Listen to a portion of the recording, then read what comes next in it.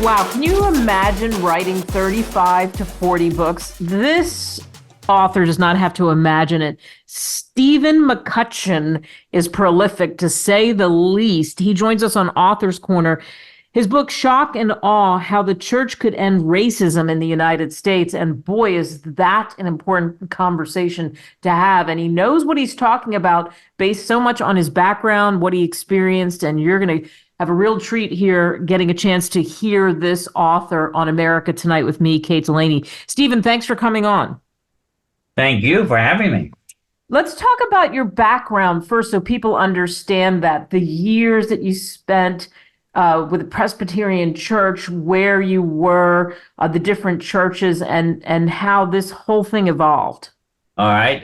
Well, first of all, I'm retired now, but I was in the ministry for about 50 years, and I was in three churches. One was the first one. My first one was in Bethesda, Maryland. I was an associate pastor there, part of metropolitan Washington, D.C. And then I spent about 8 years in a small, lovely little town called Wellsboro, Pennsylvania, up in the north central. And then I moved to Winston-Salem, North Carolina, and I was there for almost 30 years. So I had a good full ministry and a very satisfying ministry. I almost from the beginning, and there's some story behind that, depending on how much time we have, but I was convinced that, number one, I should serve Caucasian congregations, and I should work with those Caucasian congregations to reach out in ways that overcame the barriers between races and help build teamwork between black and white congregations, as well as Hispanic and Asian, etc. But most of my time has been focused on interracial black and white congregations, and that's where I've written my book, and some of the book, and that one you mentioned, Shock and Awe. Yeah, so tell us about that. So how do you do that? How do we as a country tackle this problem? Because you see it from the religious aspect, and how did you work on that? How did you deal with that in trying to get that deeper understanding? Well, first of all, I made friends with people who were of the African American race, and developed enough trust that they would share with me when I was going wrong or right, and I could raise conversation with them. And then we in Winston-Salem had a devastating year racially once, in which started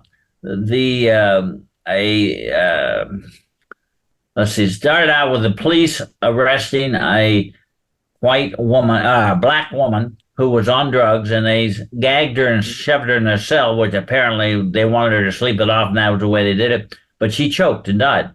And then in that same several months, some, I don't know what you call them, a white nationalist or whatever, found a black hobo under a bridge, and they castrated the man and shoved it in his mouth and left him. And then not long after that, a group of teenagers, just doing what teenagers do, wandering around town and having fun, discovered a road grader, which somebody had left the keys in it. They thought, wow, this is great. We'll turn on the keys and ride around town. And they did. But the police car tried to stop them, and they ran over the police car and killed him. So all I'm saying is those three incidents happened within months of each other, and the town was like ready to explode racially.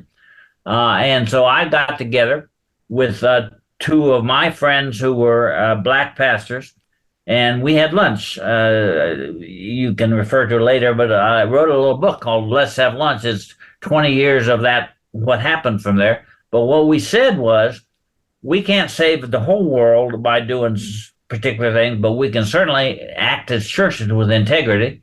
And we believe that churches do not accept the fact that the racial divisions that divide up the humanity that God created is correct. And so we developed programs, first studying and understanding, second, getting involved in acting. We helped revise the curriculum in Winston-Salem to make it more racially sensitive. We helped establish a police review board so that the incidents like one I mentioned wouldn't happen often. We helped build together Habitat for Humanity houses.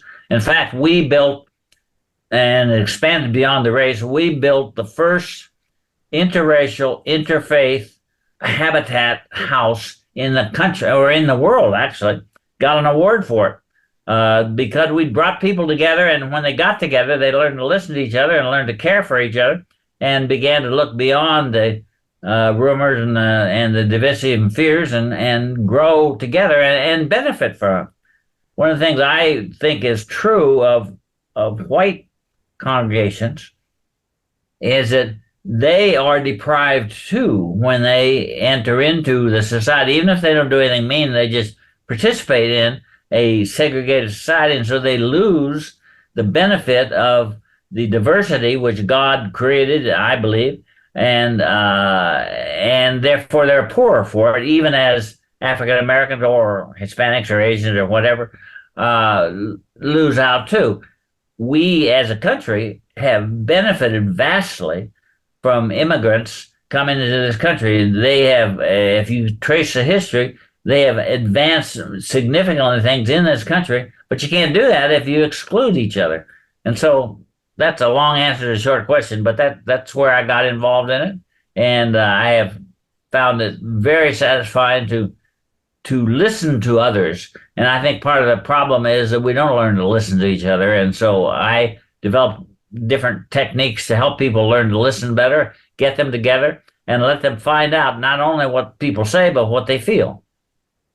Wow, it's wonderful the work that you've done, and I'm sure people listening are taking notes or certainly taking notice of this. So what's happened there, I'm sure, helped turn Winston-Salem around in so many ways because of the horrific things that were going on. Yes, it did. It made them realize that all these people are human. Each of us are human, and that we need each other, and that we need to not only listen to content, but we need to listen to feeling. One of the things that I'm working on a book now about how God transforms the church, and part of it I'm drawing upon the Truth and Reconciliation Commission of South Africa, and Desmond Tutu started that when the political situation changed in South Africa, and suddenly the blacks were in power and the whites were out of power, and everybody feared that what would happen is that the blacks would do to the whites what the whites had done to the blacks. But he set up these commissioned hearings, and blacks were invited to come and tell their story, what happened to them growing up in a racially segregated society. And then whites who listened and felt moved to were willing to come forward and confess that they either had no aware or they participated, in some cases significantly participated in the discrimination. But they listened to each other. And what they discovered, and is true of around the world, is so few people listen to each other. And that goes beyond race, but everything. I mean, couples rarely listen to each other, actually and seriously. Certainly business people, they take advantage of each other, but they don't listen. And so we learned how to listen and bring people together and say, these are humans just like you, and they need to hear you, and you need to hear them. When people read your book, Shock and Awe, How the Church Could End Racism in the United States, what do you hope they take away? What I hope they take away is that we don't need to sit quietly, paralyzed with guilt or even intention or something. We don't need to do that, and we make the whole world and our personal lives poor because of it, and that there are practical steps. And the story is a story of how a pastor was confronted. He had been moderately progressive and had a good church and so on, but he had a good friend who was a pastor who was African American, who called him one night and said, "Would you meet me at the emergency room?" And when he went, he found that the pastor's son had been shot by the police and was clinging to life. And so he sat with the pastor. And then he became convinced that they needed to move beyond just abstract thought about this and do something. And this was a story of how their church actually got involved and then built teams of churches to begin to lift the good news of that they felt the gospel and the faith led them to. Wow. Again, you just significant work. We have a minute or two left, and I want to dive into Let's Have Lunch because that's another book that you wrote, and you told us about that. You went and you had lunch for like 20 years. It is, and that really unraveled some of even what you've put into this. Yes. In fact, one of the pastors uh, came up to me later after the lunch, and we set up the dialogue, and he said, I really think we need to get to know each other. Why don't we have breakfast together? And we set up ourselves a regular every other week breakfast for about 10 years, in which or maybe longer, I guess, in which we would just share with each other. And sometimes it had to do with race, sometimes it had to do with some marital difficulties or employment difficulties or something we were having, but just to learn to listen to each other enough that we cared about what was happening.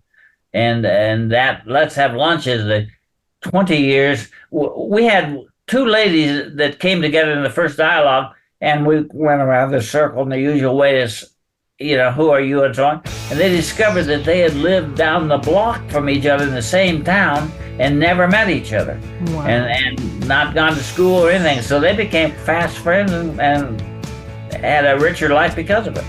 Wow. You're incredible. I love the work that you've done. You can pick up this book, all of his books, Steve McCutchan, Shock and Awe, How the Church Could End Racism in the United States, and also Let's Have Lunch and so much more.